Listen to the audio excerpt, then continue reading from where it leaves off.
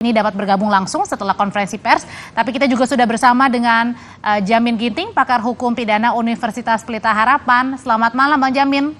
Selamat malam, Mbak Audrey. Ya, mudah-mudahan kita nanti Pak Oto juga bisa gabung. Bang Jamin, ya. Tapi ini kan lihatnya gini, belakangan Pak Oto Hasibuan masuk, artinya pengacara kondang ya, kelas kakap gitu, nggak main-main membela pembunuhan atau kasus pembunuhan Vina dan Eki, termasuk juga dengan terpidananya yang sudah diputus bersalah begitu.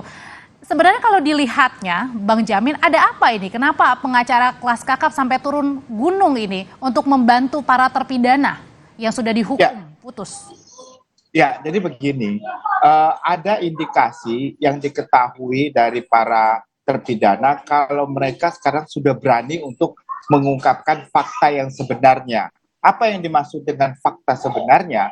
Fakta sebenarnya itu yang mereka ketahui dulu itu tidak bisa diungkapkan dengan baik, sekarang baru bisa, yaitu mereka tidak orang yang bukan pelakunya begitu. Tapi mengapa mereka dianggap sebagai pelaku? Karena mereka ini disiksa sehingga mereka menyatakan suatu keterangan yang terpaksa mengaku melakukan suatu perbuatan itu begitu.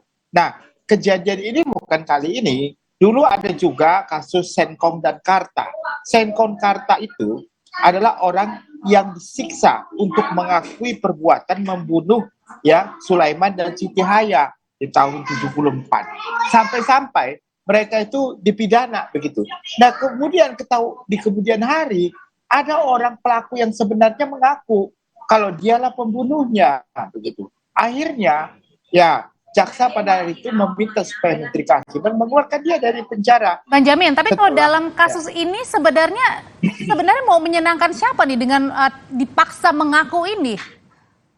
Ya, tentu kita bukan menyenangkan siapa. Untuk mencari kebenaran material, siapa sih sebenarnya pelakunya? Jangan sampai hukuman yang sudah diberikan ini kepada para 5 tadi yang diwakili Pak Oto itu bukan dia pelakunya begitu loh. Nah, jadi untuk mengungkap siapa sih sebenarnya pelaku yang sebenar-benarnya, bukan karena pelaku dipidana hanya karena dia disiksa. Dan ini juga sebagai korektif ya, kalau benar ini benar-benar bisa diperjuangkan Bang Oto, ternyata memang mereka bukan pelaku yang sebenarnya, berarti mereka mengaku tadi diakui karena disiksa. Nah, sistem pemeriksaan kita di penyidikan itu bagaimana?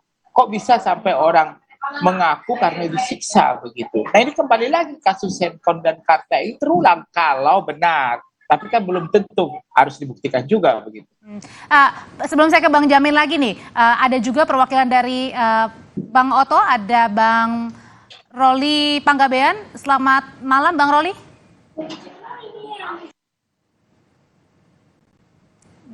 Bang Roli, selamat malam. Oke, mungkin sambil diperbaiki komunikasinya, saya mau ke Bang Jamin lagi. Kalau gitu, siapa yang harus diselidiki nih? Penyidiknya kah pada saat itu? Atau siapa yang terlibat dalam penyelidikan awal? Ya, tentu kalau bukan mereka, harus diperiksa Propam, harus meriksa para penyidik yang pernah memeriksa mereka. Apakah benar keterangan mereka kalau mereka itu dilakukan penyiksaan begitu ya, harus benar atau tidak, yang pertama. Yang kedua, harus diselidiki orang yang sekarang DPO yang ada dicantumkan dalam putusan. Katanya ada 3 orang, baru 1 orang, 2 orang lagi, supaya ketahui apa benar nggak orang ini yang sebagai pelaku daripada tindak pidana tersebut. Nah, ini harus diungkap. Nah, sekarang kan dia mau PK. Nah, kalau PK itu kan alasannya tentu ada penerapan hukum yang tidak sesuai. Itu hanya waktunya 90 hari. Kalau 180 hari masih mungkin kalau ada novum. Berarti novum boleh 180 hari. 180 hari ada novum membuktikan kalau ada bukti baru yang menerangkan bukan mereka pelakunya. Kalau bukan, siapa pelakunya? Kan ada orang mati, ada 2.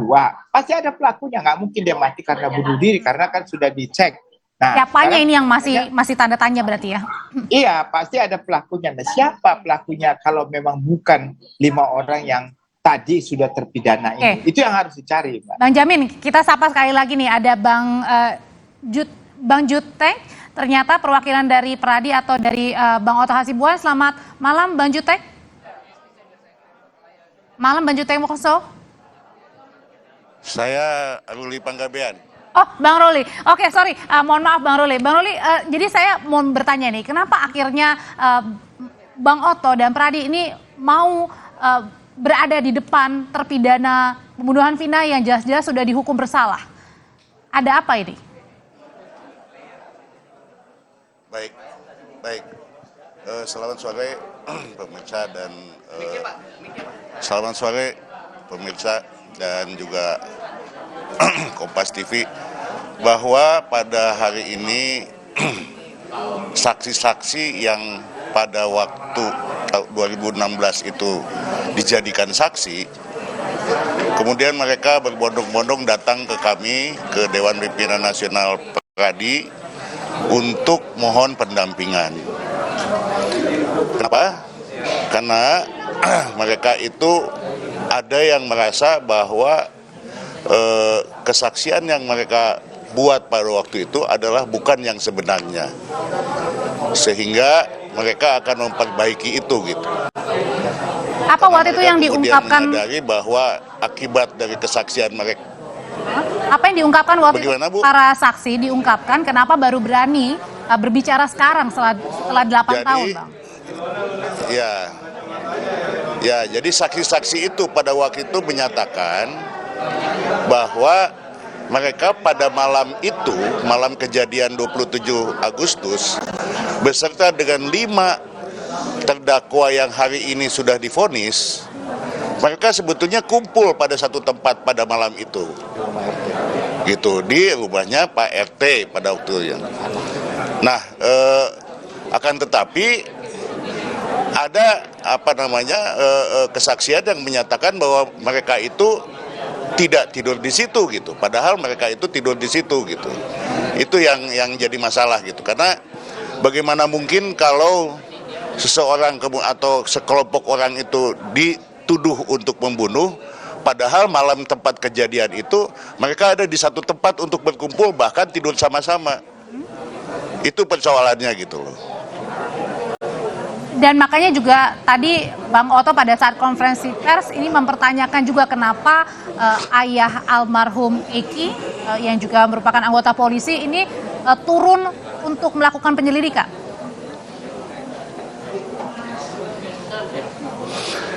Ya, sebetulnya kami nggak sampai ke sana ya, karena Pak Rudiana itu kan soal lain lah gitu. Tetapi kami akan mendampingi, atau kami akan kebetulan juga yang 4 orang saksi ini besok akan dipanggil di Polda dan di Polres Cirebon. Kami akan mendampingi dan kemudian akan memperbaiki BAP yang pernah dia buat pada 2016. Gitu. Oke, kalau gitu saya ke Bang Jamin. Kalau gitu apa jadinya ketika besok nanti mereka akan memperbaiki BAP-nya? Apa yang kalau gitu terjadi selanjutnya, Bang Jamin?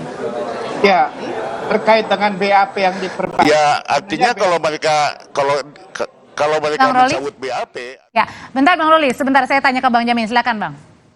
Ya, terkait dengan BAP yang diganti kan nggak ada pengaruh ya, karena sudah divonis.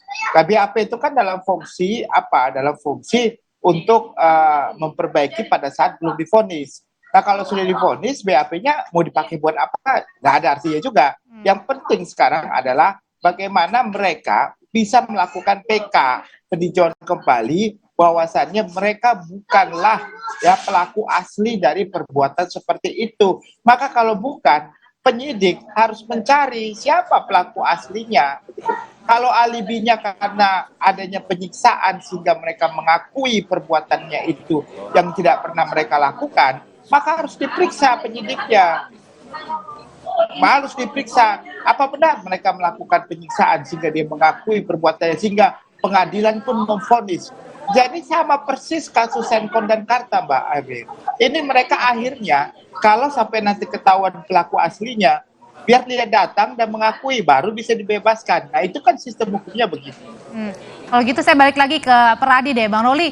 Sebenarnya pada saat itu, pada saat para saksi terpidana juga disuruh mengaku, padahal tidak seperti itu. Saksi atau terpidana mungkin cerita nggak saat itu ditekannya tuh karena apa dan siapa yang menekan saat itu? Ya, menurut pengakuan mereka, mereka diarahkan oleh penyidik Polresta Cirebon atau mengakui bahwa malam itu mereka ya tentu saya tidak begitu paham apa Polresta Cirebon atau Polda Jabar ya. Silakan. Tapi penyidik lah gitu.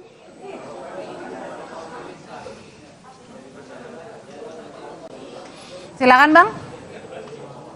Jadi pengakuan mereka itu mereka lakukan berdasarkan atau ada di bawah tekanan. Kira-kira itu yang mereka sampaikan. Di bawah tekanan sehingga mereka harus mengubah kesaksian yang sebenarnya mereka lihat dan alami sebenar-benarnya gitu Bang. Betul. Bahwa kejadiannya bukan seperti apa yang dia buat dalam BAP yang lalu. Tetapi ketika dia sampaikan ini di depan persidangan, hakim tidak menganggap itu gitu loh. Dan hakim tetap bertetap pada BAP. Kira-kira gitu. Setelah konferensi pers, tadi orang tua juga berkumpul, ada saksi juga yang mengakui. Kira-kira setelah ini langkah apa yang dilakukan oleh Peradi, Bang Roli? Ya, intinya kami ingin membela mereka yang membutuhkan. Oleh karena itu, tidak tertutup kemungkinan kita akan membuat PK untuk para tersangka yang sekarang ini mendekam di dalam LP. Sehingga kita ingin mendudukan masalahnya sehingga terang semuanya gitu. Ini ada apa di balik ini semuanya. Kami tidak dalam posisi menuduh siapapun. Kami ingin mendudukan sesuatu sesuai dengan fakta dan bukti yang ada. Itu yang ingin kami lakukan. Oke, dengan pengajuan PK, Bang Jamin, kemudian juga ada meralat ya kesaksian dari para saksi yang baru berani berbicara sekarang. Apakah nanti akan ada mengubah, misalnya ada ternyata bukti baru atau justru yang ditetapkan tersangka kemudian justru ada tersangka lain termasuk juga dengan mungkin saja ada 2 penghapusan DPO kemudian dikembalikan lagi masuk atau apa ngelihatnya nih Bang Jamin kira-kira? Ya, kalau novum itu adalah fungsinya pertama mempunyai nilai yang sangat signifikan. Kalau ada novum itu putusannya berbeda dengan putusan apa yang diputuskan sekarang, itu yang pertama. Yang kedua, novum itu belum pernah diajukan. Jadi nggak bisa saksi yang sudah pernah menerangkan lalu menerangkan lagi karena sudah pernah diperiksa tentunya. Jadi benar-benar baru dan mempunyai nilai yang signifikan untuk menentukan tidak bersalah begitu intinya. Nah itulah yang harus disampaikan. Kalau keterangan terdakwa menjadi novum, ini saya kira sudah pernah diperiksa di pengadilan. Sangat kecil kemungkinan untuk bisa dijadikan dasar merubah putusan berbalik begitu. Saya sih berharap novumnya ada orang yang lain selain daripada yang sudah memberikan keterangan menerangkan kalau mereka ini nggak ada di situ. Jadi itu bisa menjadikan dengan berbanyak saksi lagi begitu ya untuk mencari lagi. Ya? Saksi yang belum pernah diperiksa dan menyatakan mereka tidak ada di posisi tersebut. Yang lebih baik lagi adalah kalau pelaku yang sebenarnya mengaku dan keluar. Nah, itu lebih baik lagi demi kebaikannya di dunia dan di akhirat kan begitu ya. Baik, Bang Jamin, terima kasih Bang Jamin, terima kasih Bang Roli, sehat selalu semuanya Bapak-bapak. Terima kasih. Usai jeda, saudara, rekan saya Friska Clarissa akan kembali dengan informasi dari Sekjen PDIP Hasto Kristianto protes penyitaan ponsel oleh penyidik KPK. Usai diperiksa terkait Harun Masiku. Kita bahas setelah ini.